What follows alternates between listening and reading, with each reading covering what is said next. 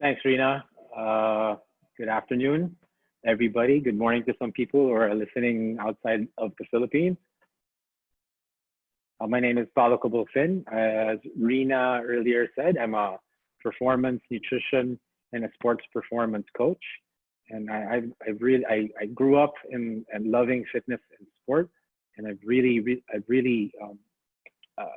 chased that journey to being uh, on top of the fitness and nutrition and sports performance space um, from the time I was a kid till now. So let's get started, right? So your daily dose is basically, I wanted to start a platform, especially these days, right? I wanted to start a platform wherein we take nutrition and fitness solutions for the 30 to 55-year-old and put it in its most simple and digestible form or platform. So that's basically what it is. So it's nutrition and fitness solutions for the 30 to 55-year-old. We're professionals, entrepreneurs, biohackers, athletes, parents, founders, fighters, brothers, sisters, and forever students. We're all human beings striving to be better at what we want to do every day. The human body is an instrument that is needed to achieve greatness, and to achieve this peak performance requires the proper nutrition, fitness, and mindset. The Daily Dose and 3S provides these solutions to support your human journey. So welcome, everyone, again. Cool to be here. So let's jump right into it, right? So I really wanted to take a deep dive into two workout systems that, of course, is really prevalent around, especially now during ECQ and lockdown, right? So I really wanted to focus on high intensity interval training and strength training, right? So the title is Making Your Workouts Really Work for You, right? How do we make our workouts work for us, right? So if we look at HIIT, right? High intensity interval training. Okay, by definition, it combines a sky high heart rate of cardio, but done in short bursts of activity and rest.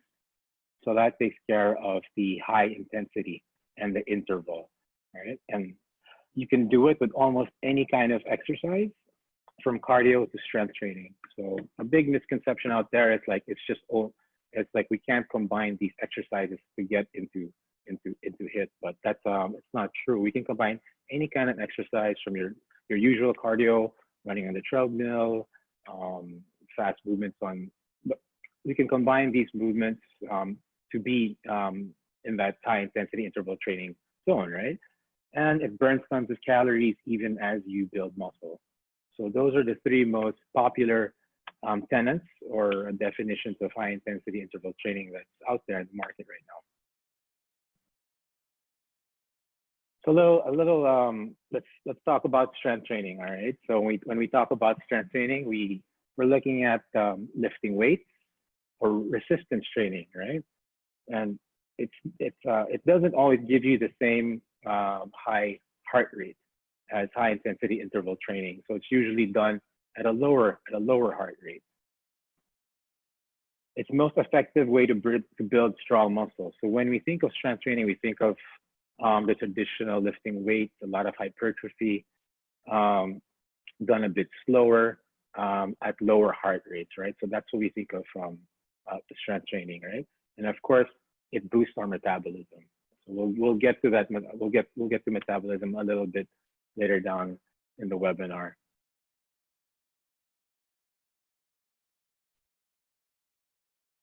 All right, so I really wanted to start taking a deeper dive into HIIT, right? I mean, all of these cool things around us in social media about HIIT and how it's really the best. So I really wanted to take a deep dive into it, into high intensity interval training. So the first thing we're gonna look at is, it's called the fat burning zone. So we hear this term a lot, right? Fat burning zone, afterburn, epoch. So these are the 2 or 3 most popular terms that we hear.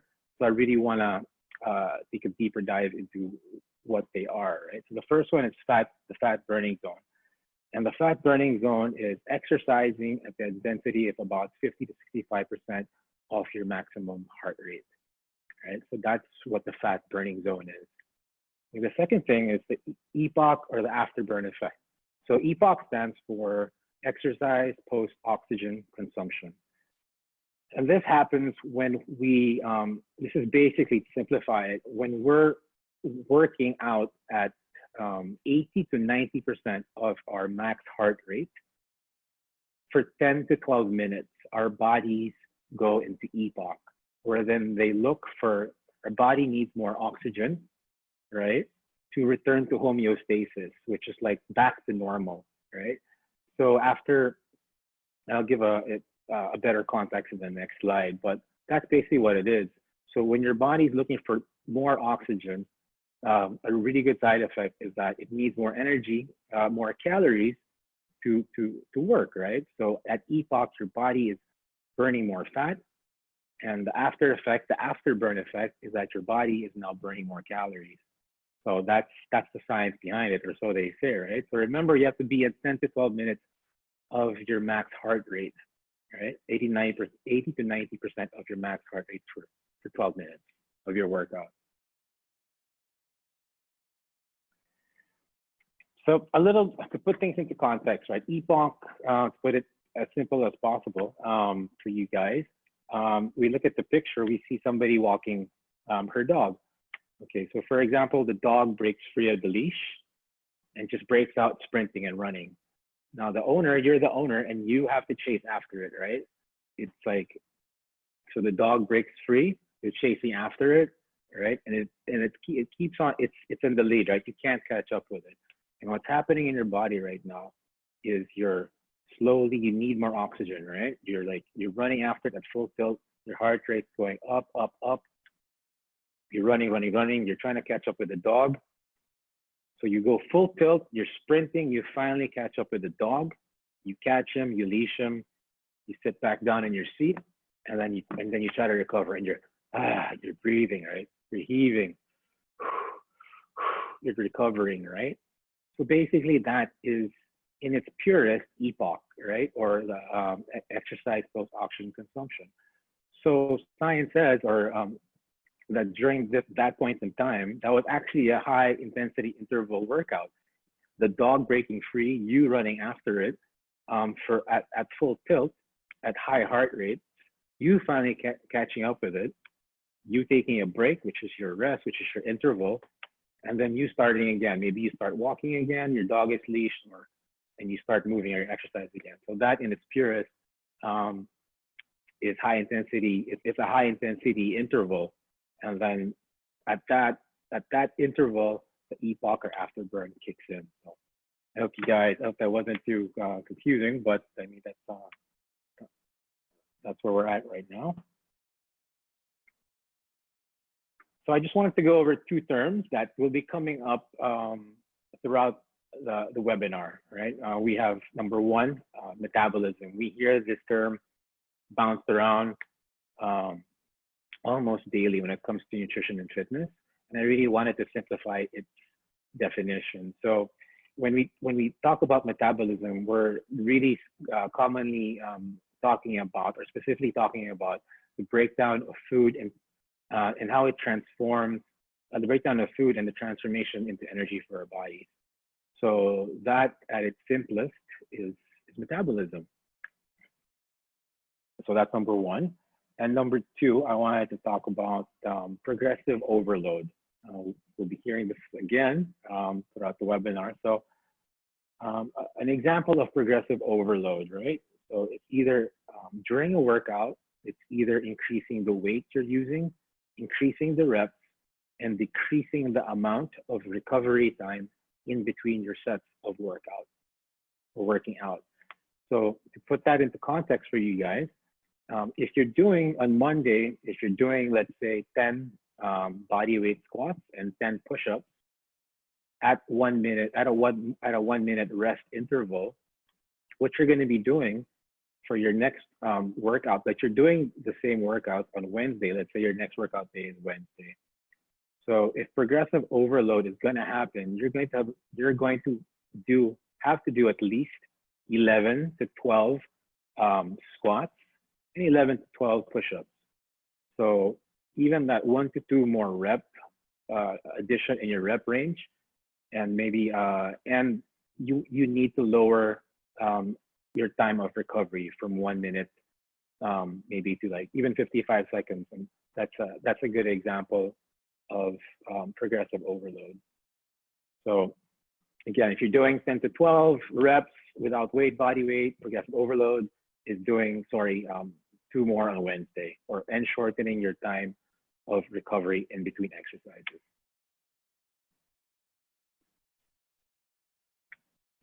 Cool. So now we look at training in zones, right? Because HIIT is all about training in heart rate zones, right? So a little bit of a deeper dive into it. So if you look at the picture, we look at training in zones, and if we look at 59 to about 70%, we have the gray and the blue area. So if you look 59 to 70%, and that is the famous fat burning zone, right? This is the heart rate zone which is called the fat burning zone, right? Because you're using, it's called the fat burning zone, right? And then we look forward to the green zone, which is 70 to 79%, or around 70 to 80%, which is like your mid-level working out zone, right? So this is where you're slightly challenged. You're still able to have a running conversation, maybe with your coach or the person beside you, and you're slightly challenged, right? So maybe this is your first set of your workout, right? And then after that, we look at the 80 to 90% heart rate zone, all right? And this is where EPOC kicks in, right? So this is where the orange training zone, so 80 to 90%. So this is where you sort of hit your anaerobic threshold. By that, it's like you're becoming short of breath, and you're working out. You're becoming short of breath. You can't have a running conversation anymore with your coach or the person you're working out with, and you're really challenging yourself. You're really pushing yourself to that threshold. And then lastly, we have the 90% or more of your max heart rate training zone, which is the red. A really cool point to know is that even the most fit athletes, or attuned athletes to their bodies, have a really hard time staying in this zone, because this is 90% of your max heart rate, the red zone. So to revisit sort of the EPOC and fat burning zones, so the EPOC kicks in, if we can see, at the orange zone, right? 80% or more of your training kicks in. The EPOC kicks in at 80 to 90% of during that training period, right? And then it kicks in to the red. That's still EPOC, right? So remember that we have to be there for 10 to 12 minutes to hit EPOC, right? Visually, for example, this is a 60-minute workout, and visually, this is how your heart rate looks like if you're going through that workout. So if we look at the graph, we're looking at, okay, so we start out in the blue and gray zone. So now we're at a low heart rate zone. If you look at the picture, this is probably we're warming up, we're doing our stretches, we're doing our core work, maybe we're doing our stretches. And then we continue on, and you see it picks up, right? Around the 16-minute mark, it probably goes up to around the blue, it stays blue, stays green. So now we're at mid-level exertion. Our heart rate is at mid-level to the green, right? So now we're at a nice steady pace. We're challenging ourselves. And then it takes a little bit of a jump, right? The orange and red zones. So this is where you're working a bit harder. So this could be the part where the program gets a bit harder. Your coach is pushing you a bit more. You're anaerobically challenged. You're gasping for more oxygen, right? So you can see the trend, right? And then EPOC occurs, right? The afterburn effect happens when we are in 10 to 12 minutes of our max heart rate, right? So you see the last part of the graph that represents the EPOC zone, or the afterburn zone. So visually, that's what it looks like.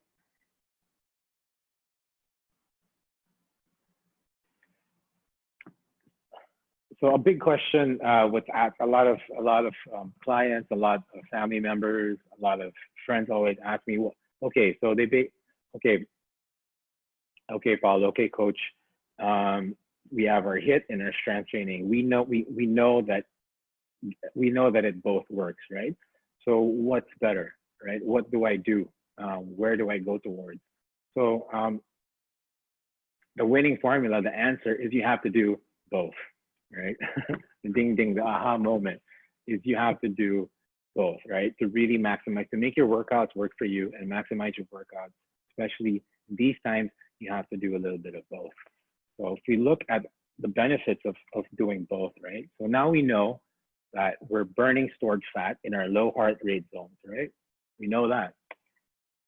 We know that as we pick up the pace, right, our heart rate goes up. Not only are we burning more fat, but if we keep up that pace, we go into that epoch or afterburn zone, right? So now we're picking up the pace, we're burning more calories, and what's cool about it is, of course, it's all in less time, right? So we go back to progressive overload, right? The less time you take to recover in between your workouts, the more energy you use up, the more fat and calories that you burn. So those are the benefits for that winning formula, right? HIIT plus strength training.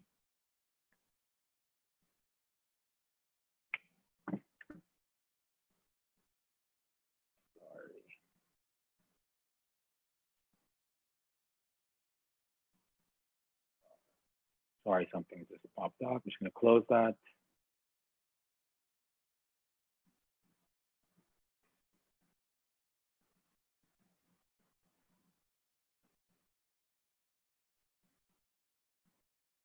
Okay.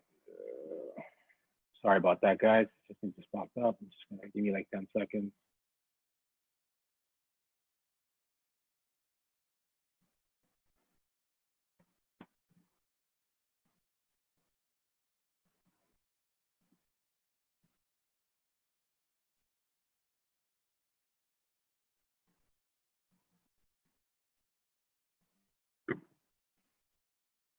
Okay, so hopefully okay.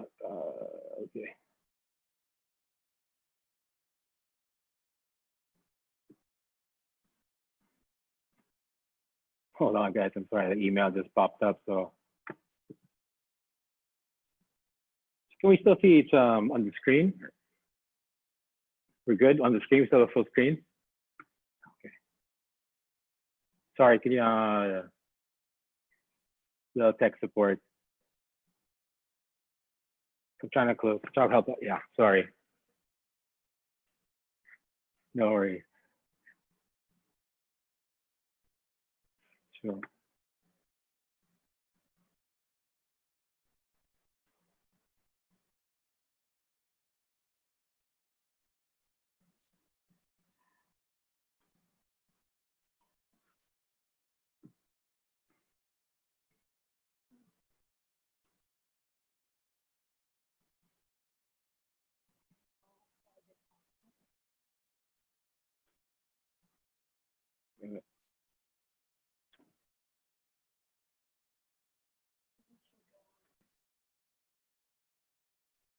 Can this be seen? No. Yeah.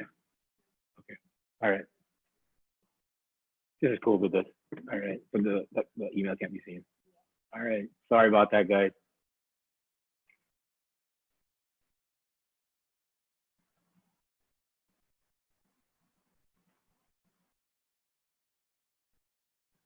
Cool.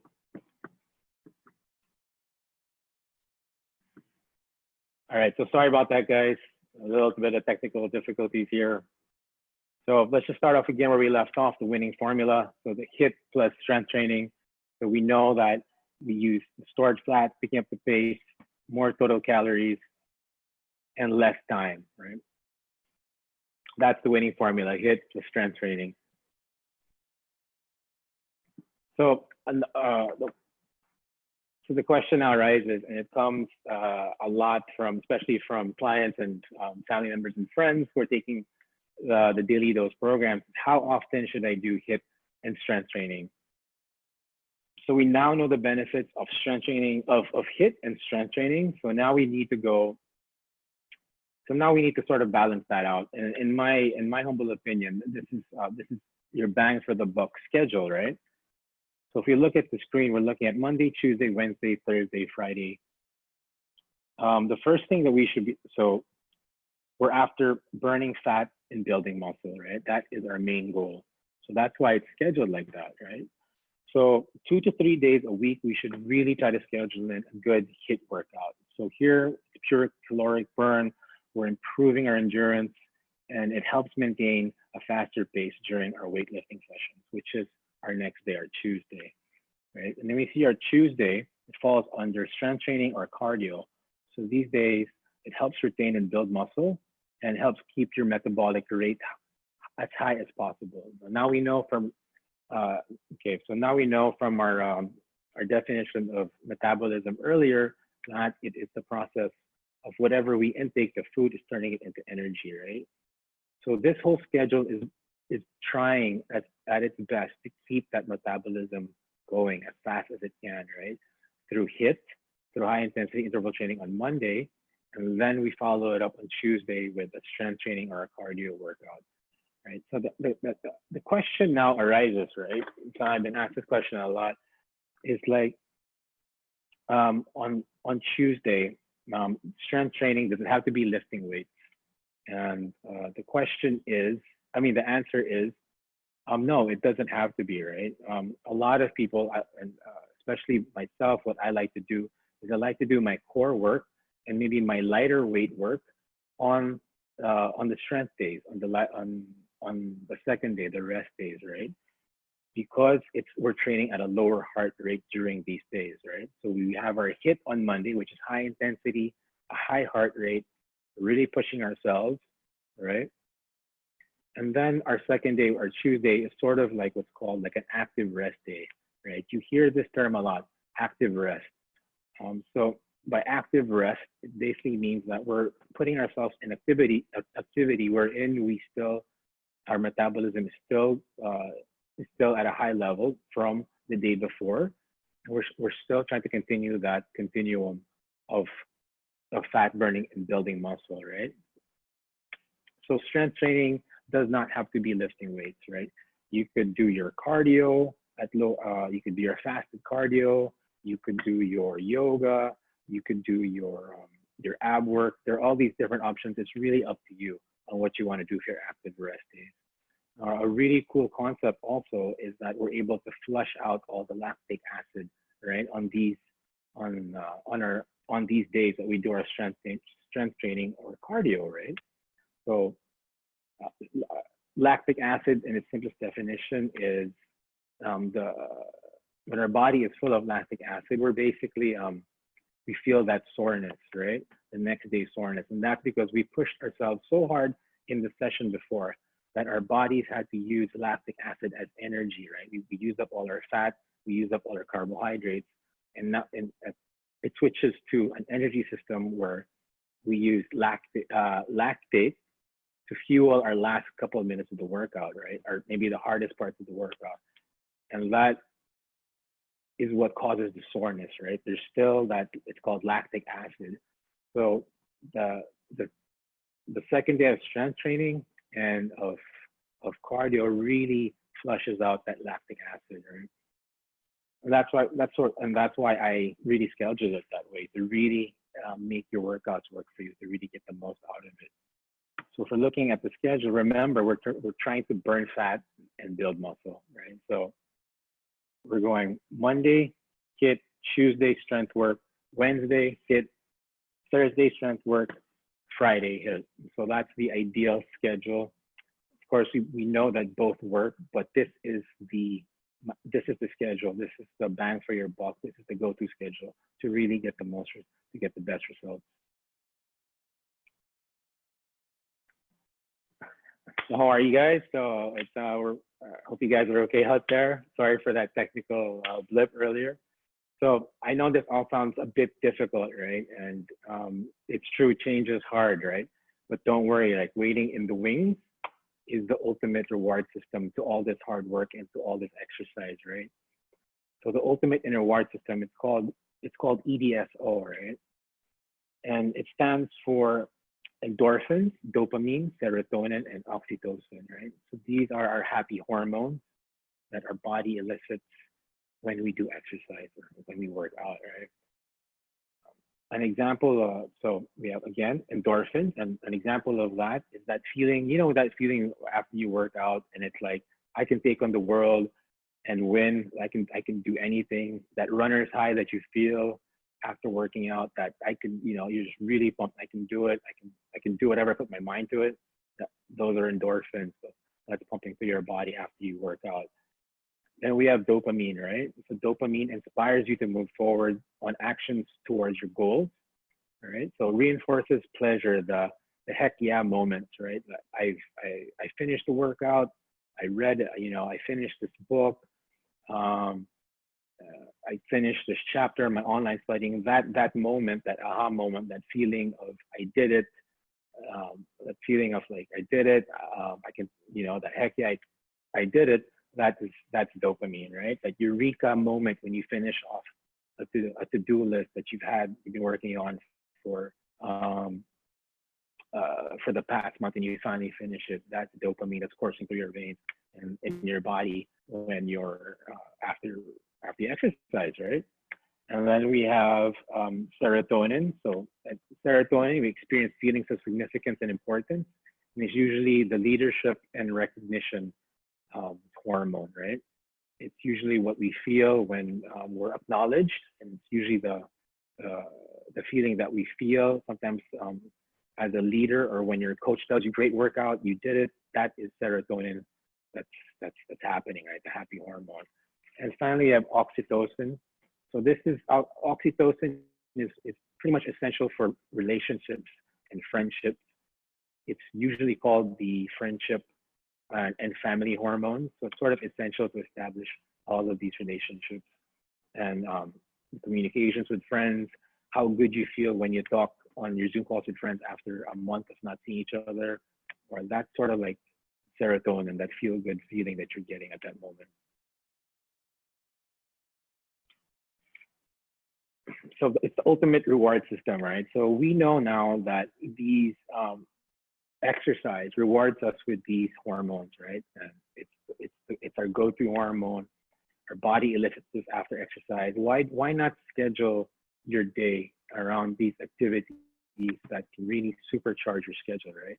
Why not schedule your day? I mean, you know that you're going to be happy that these exercises are going to elicit these responses. Why not schedule your day and supercharge it around these activities that elicit these responses hormonally, right?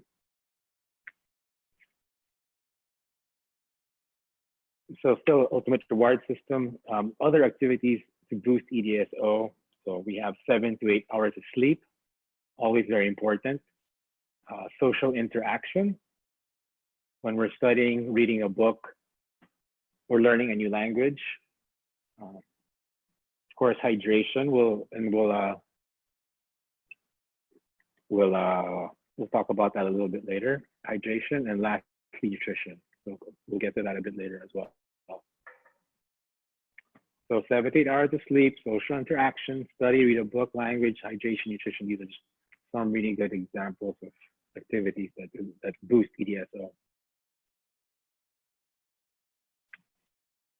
All right, so knowing all of this, right? Knowing all of this in the back of our heads, I'm excited about this because we've come up with a workout that's called the foundation, right? And that really takes into consideration all of these factors that we've touched upon earlier, and put it into a workout platform, right? It's called the foundation. So it's all about general physical preparedness, your best bang for the buck platform. So GPP workouts, general physical preparedness workouts, are used to improve your workouts across all levels of fitness, right? Building muscle, burning fat, speed, strength, endurance, flexibility, power, coordination, and so on, right? it's super cool because these workouts really, the effects of these workouts, these are the effects, right? You improve across all these,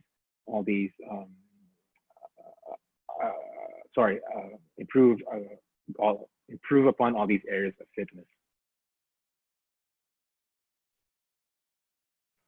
Let's take a little look into what the workout looks like.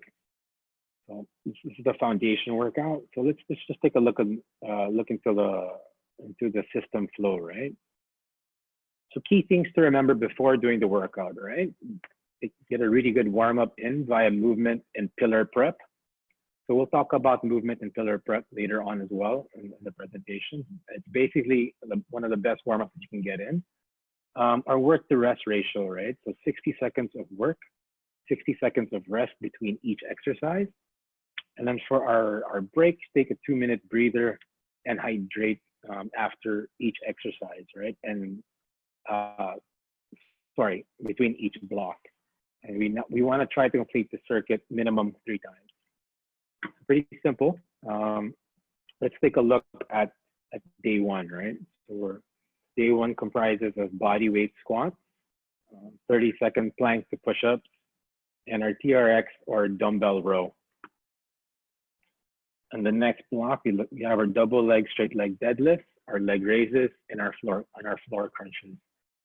You may ask why it's programmed this way. So it's really programmed day 1 to really be 3 things, right? Strategic, segmental, and sustainable, right? So day 1 is really your first day. It's really meant to work on your squat, your hip dominant movements, your core. So basically, an all-in-one day 1 workout, right? So we move forward to day 2. So we look at our rear foot elevated split squat, our cobra push-ups, our side planks, and then for the next block, a double leg glute bridge, a dumbbell curl to press, and toe touches. That's day 2, right? Day 3, we look at our goblet or body weight squat, our 30-second plank to push up. We have our pull-up or TRX row, our butterfly floor crunches, our 1-arm straight leg floor crunch, and a dumbbell or body weight lateral lunge. So this is the perfect example of the foundation workout. We'll be giving this to you guys later on at the end of the webinar. We'll tell you guys on how to access it. And don't worry, it's really strategic, it's segmental, and it's sustainable. All right? It's based on all these cool concepts that we talked about earlier in the webinar. And again, I think it's really the bang for the buck platform when it comes to home workouts.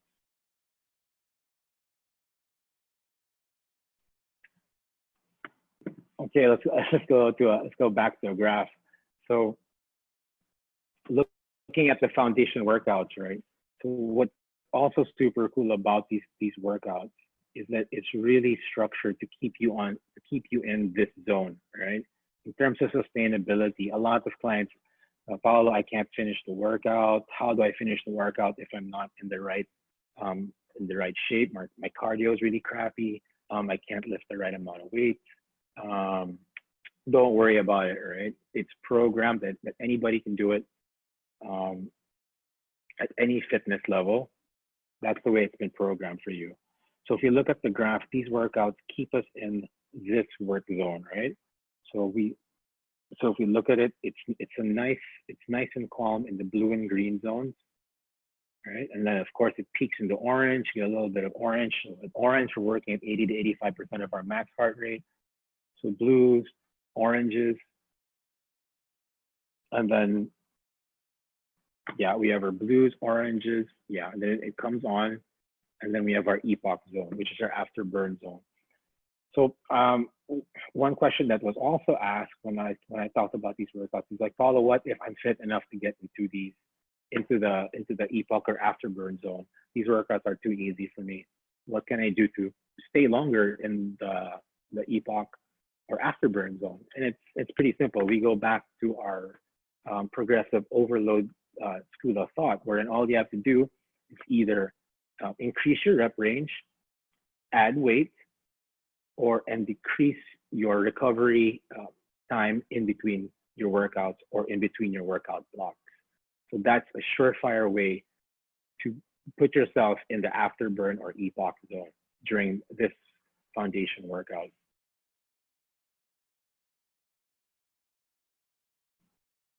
So to support the foundation workout, some tips, right? Some easy to follow tips on how to boost your metabolism and to really keep you lean the whole year round. So the 7 tips, to start off with number 1, stop dieting, right? Stop dieting. You know, diets are meant to be restrictive. They're meant to be, you're always hungry, you're always in a caloric deficit. Eating good, nutritious food, drinking alcohol at a moderate amount are one of the most pleasurable things that we can do in life. And why not do it the right way, right? Don't diet, right? Find a lifestyle, an eating lifestyle that fits you. Again, I really don't like the word diet. Number 2, drink more water.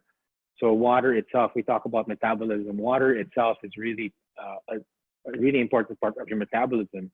Being dehydrated, even 5% really affects the way your metabolism operates. And of course, your metabolism leads to energy source production and all that, all those cool biochemical jargon, which we're not going to discuss right now, but drink more water, right? Also, water being dehydrated, sometimes it makes you decipher whether you're hungry or you're full. You know, sometimes you just need to dehydrated, you're not hungry. That's hydrating also solves that problem. Number 3, have a strength foundation. I'm a big hit and strength training guy. So have a strength foundation. The basics go a long way. Right? Your push-ups, your basic squats, your rows, your planks, your isometric, your simple holds go a long way if done correctly. Right? So keep that in mind. Mastering the body weight and the form before going on to other more advanced exercises go a long way in terms of results. Right. Number 4, prioritize lifting weights. So again, it's even more important as we grow older. As you know, as we grow older, our metabolism slows down. We lose a lot of muscle.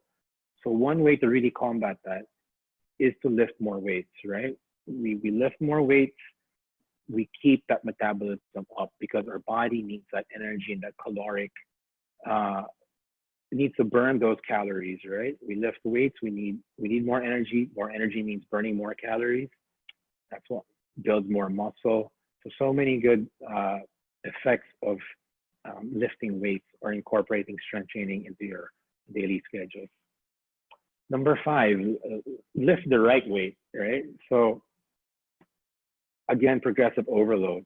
Make sure that you're going up in reps, make sure that you're going up in weight, and make sure that you're going down in your rest times in between workouts. Remember, like even incremental, small, basic changes in how much weight you're lifting make a difference, right? It makes a big difference in the results that you achieve. Even like, for example, you're lifting 10 pounds, even going up to 12 pounds signals to your metabolism that we need more energy for the body to operate, we burn more calories. So it's simple as that. That's why I'm such a big believer in the correct correct progressive overload and lifting the right weight. Number 6, be consistent, right? Stick to your fitness routines. If you've scheduled it for that day, make it a priority. Especially these days, we have a little bit more time on our hands. So really schedule your fitness and don't break it. Be consistent. Even if you're exhausted and tired, still get in that good 20 to 30 minute, maybe even shorter, low heart rate, maybe core session, or just keep moving, right? Do not skip your scheduled workout days, right? That's a big, don't do that, right? Big no. And again, you hear it again and again, sleep 7 to 8 hours. You can't get around it, right? We know that HGH is released in REM sleep. That's the #1 hormone also that builds muscle. So we need to get our sleep, right? Schedule in a good amount of sleep.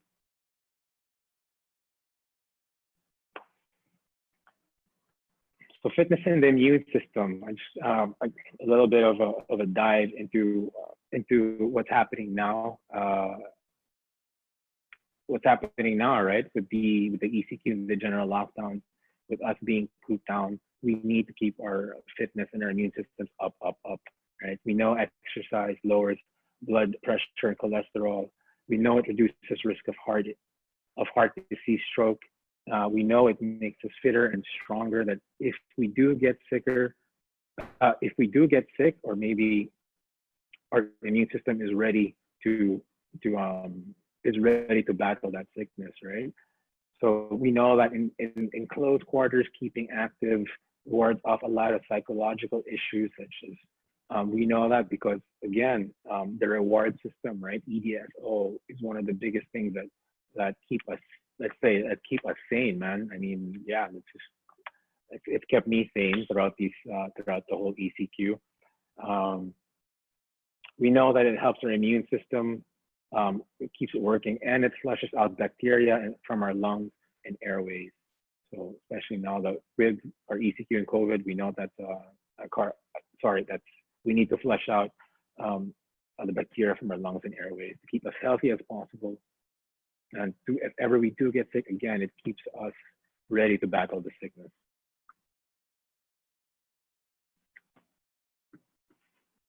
Supercharge your lifestyle. So all the stuff we've been going over, none of this works without proper nutrition. Okay, and it's not all. Okay, none of this works. All right, you need the proper nutrition to get all of the benefits. To make it's the number one, right? You need proper nutrition. It's the backbone and DNA of our losing fat, building muscle, recovering well, feeling less sore, and sleeping well and sleeping better. Right? It's the fuel we put into our bodies. So we really must put a premium on finding the correct nutritional plan for us. There's so many diets out there, right? Keto, paleo, macro and micronutrient counting, intermittent fasting, one meal a day. There's so many things to choose from, right? And one reason why I really didn't take a big dive into nutrition, into the macros and micros, is because everyone is built differently, right? It's not a one size fits all formula in terms of nutrition. But what they do have in common, all of these diets, and again, I don't like using the word diet. I like using the word lifestyle. All of these lifestyles have one thing in common, and that they're all using a whole foods sort of lifestyle, right? They've all switched to whole foods. So they've cut out soda as much as possible, processed carbs as much as possible, refined sugars as much as possible. Just try that, right? For a month, whatever time period, just cut all of this out. If you can't cut all of it out, just go for bigger changes, right? Trust me, there's a lot of evidence that we didn't really go into today, but trust me, it will make a difference, right? It will make a difference in the way your energy, the way you metabolize, the way you build muscle, the way you recover, the way you're sore. Nutrition is at the backbone of this. So trust me, switch to a whole foods lifestyle. It makes a huge difference.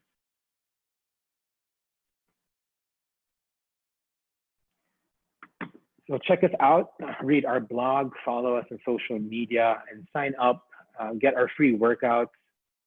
Get all these cool articles. Get all these free workouts, this free information at our website, which is www.yourdailydose.com.ph. So it's live right now. So again, just log on and check us out. And we got all this cool free stuff, fun stuff for you.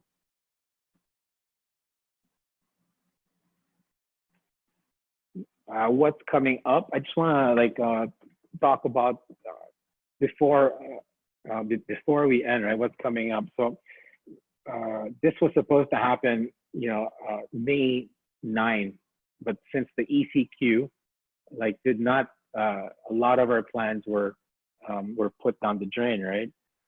So we were supposed to have a huge fitness festival outside in the park and the newly renovated Legazpi parks.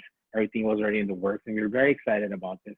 But basically, it was a fitness festival to be held throughout the whole day, and really focusing again on nutrition and fitness solutions. Right. So we have our partners for that, where we have the 3S training system, which stands for strength, spirit, and sport, which handles most of the fitness and workouts. Then we have Charo's Kitchen, which is handling the actual meal prep, so delicious, nutritious meals.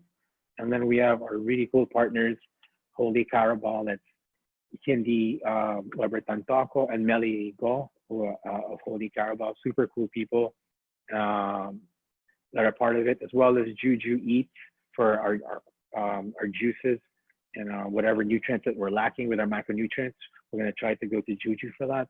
And of course, we have the Sports Spray as our other partner. The Sports Spray is out of France. It's one of France's top antibacterial sports sprays, which you use on your mats, your yoga mats, and it's probably like it's one of the top antibacterial sports sprays in France. So follow us, yourdailydose.com.ph. We're also on Facebook and Instagram at yourdailydose.ph. Again, you can get the workout, the foundation workout, over there at the website. So please check us out.